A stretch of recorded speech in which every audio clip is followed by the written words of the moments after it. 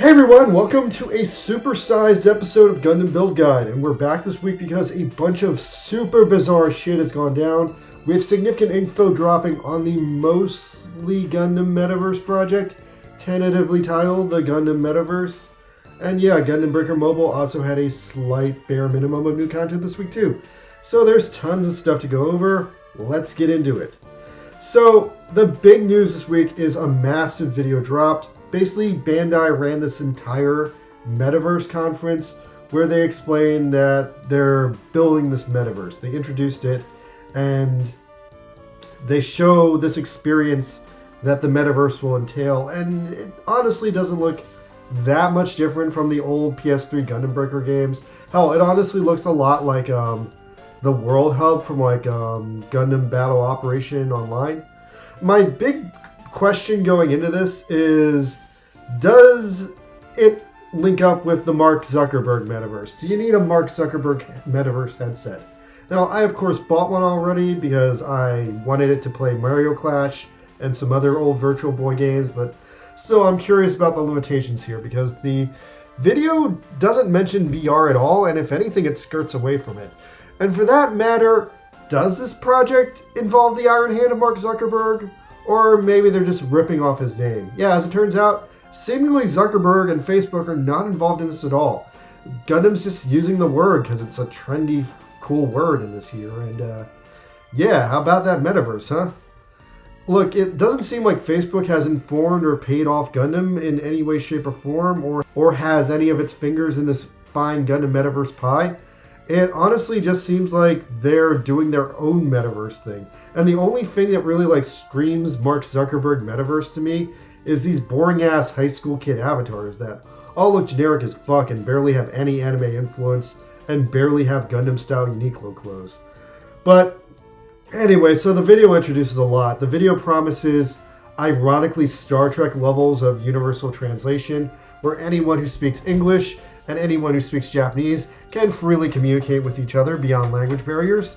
That's honestly never been done before, so if this is the time when they pull it off, I'll be very impressed. On top of that, there's supposed to be an AI-generated VTuber character hosting the metaverse. Now, I think this character has popped up once before, maybe it's been tested out, but I don't know, I'm low-key suspicious that if it's anything like previous AI characters, it will someday go maverick and do horrible, horrible things.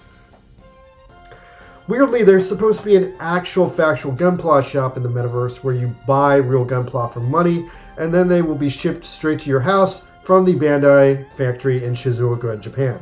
That sounds crazy, and that also sounds like a very interesting way to sidestep distributors. Now, probably the most awesome reveal in the video is, remember the big-ass Gunpla scanner at the Gundam factory in Yokohama? The one that was a size of a CAT scan machine or a 1960s computer. Well, supposedly they've fully micronized that thing by now, and they've actually turned it into a smartphone app where you can just stick your smartphone at your Gundam, and then your Gundam will appear in the metaverse. Full paint job and everything. And everyone can see it and reward you with emojis. This looks crazy. I can't believe the technology progressed this far, this fast. Because only a year ago, this technology took up an entire room. Anyway, at this point, Koji Fujiwara from Bandai Namco comes out with all these proper English subtitles, and this man has clearly not got any sleep in years. Anyway, Fujiwara goes over that Gundam needs to keep connecting with young people to keep itself alive as a brand. So therefore, Metaverse, because that's what all the young people love. Just going on the Metaverse all the time with Mark Zuckerberg.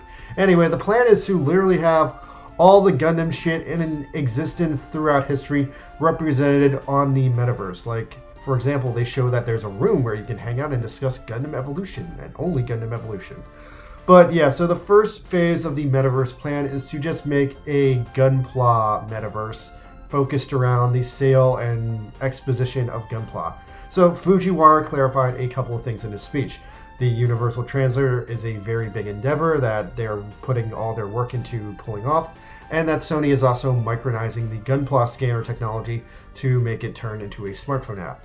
And yes, despite calling it a metaverse, it really has no connection to the company called Meta, and it's just a plan to promote Gundam to as many people as possible in a virtual video game environment. So you don't actually need a MetaVerse headset. You can play it on a PC like it's a normal video game. And I guess the long-term plan is that they're planning to eventually simplify it enough that you'll be able to play it on your smartphone. Wow, okay, good luck with that. Anyway, so the MetaVerse is going to launch this October, and then they plan to upgrade it for literally forever, which is intriguing. So the MetaVerse will be a thing from next fall until the downfall of human society. Wowie wowie. Also, thank God, The Witch from Mercury Season 2 comes out in 2 weeks. Booyah!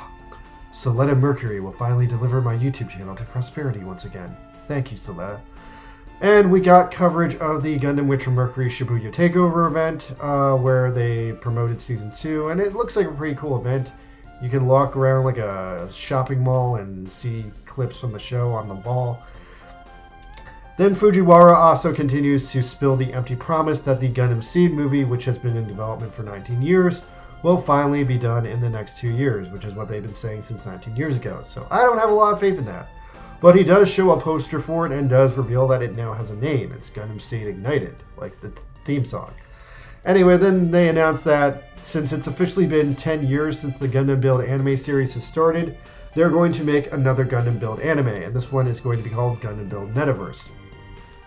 I'm getting mixed messages that this might be not a full series and just a couple of short episodes, but it looks alright to me, and if they can tie up the loose ends from the previous series, I'll be very happy with that.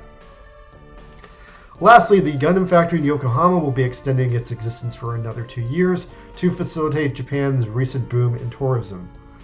Also, when the MetaVerse project launches in October, there will be events held in both Tokyo and Osaka promoting it, and a DJ will do a performance on the internet. Here comes this DJ now. As you can see, he really loves Gundam, so they put him in a cool room with a bunch of lasers, and then he plays a remix of a bunch of Gundam BGs and does a dab. After that, we go back to Fujiwara, who's been replaced by his horrible Mark Zuckerberg MetaVerse avatar, and that finishes out the MetaVerse update. So, yeah guys, that was a lot. What do you think? Are you excited to be hooked up to a MetaVerse console full-time with your head in the Matrix, pumping out that great Gundam content? Are you excited for a home Gunpla scanner? Actually, that's probably the most exciting part for me. I have a lot of Gunplas I made when I was a teenager, and I am honestly stoked that I could actually use them for something again.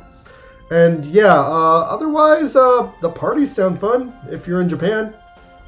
Now, moving on to G-Witch news. So yeah, G-Witch Season 2 is dropping in literally 2 weeks, and to spice up that news, we got our first poster for Season 2 of Witch from Mercury. Wait, actually, this is our second poster. We had one before.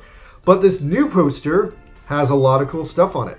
Now, look at this. It's got literally every character from Season 1, which means they all survived into Season 2. And that's just for the start of Season 2. Now, once this train gets going, anyone who's on it might not get off. And there's a couple of cool standout parts of this poster. Like the fact that technically everyone is upside down except Miorine, who seems to be falling. If you flip the poster upside down, then everyone's right side up except Miorine, who's flying to heaven. So maybe this implies that Miorine is about to die. Once again, I have to wonder if Miorine is the main character or not in the series, because in this poster, everyone is looking at Miorine. And also, if you squint at the poster, the overall theme of the poster seems to be that everyone who cares about Miorine will be coming after her, and the people who don't care about her don't care about her. They're just floating around in space having a good old time. That being said, another interesting note is that Bob over here is the only character not wearing a school uniform anymore. So aside from the Earth Witches, I guess this means that he's probably not in the academy anymore. Also, Bob looks tall as shit. What's up with that?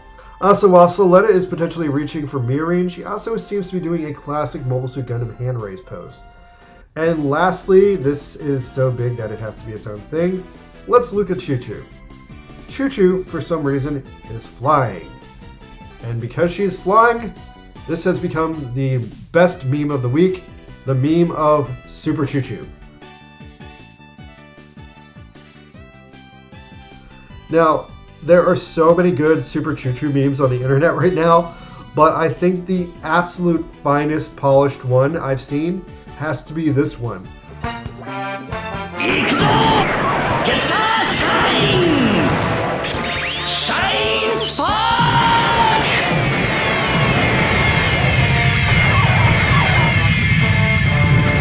Chuchu does the full fucking Shine Spark from Getter Robo G. And I don't know why, but it's fully animated and it's just completely amazing. Okay, so that's the news. Moving on to Gundam Breaker Mobile, where we've got a couple of things worth mentioning. Number 1, Darrow Blade. From The Witch from Mercury, it's been added to the game. And as usual, it has horrible 3% gacha rate. So I spent horror chips on it and everything, and I got nothing.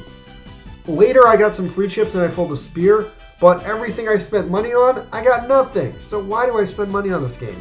I gotta stop. I can't ever do it again.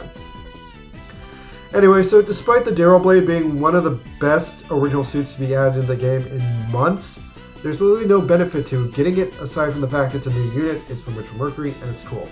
And I fucking hate that. They finally give us a really good new unit, and it has shitty pull rates and no in-game benefits. What a fucking jib. Apart from that, a new battle circuit dropped this week, and with it comes new custom missions, and the new Strike Gundam event is back in multiplayer. Alright, well, that's it for me, you guys. I'll see you on the MetaVerse. Mankind's destiny and the final frontier of the human evolution. Good night, everybody. MetaVerse.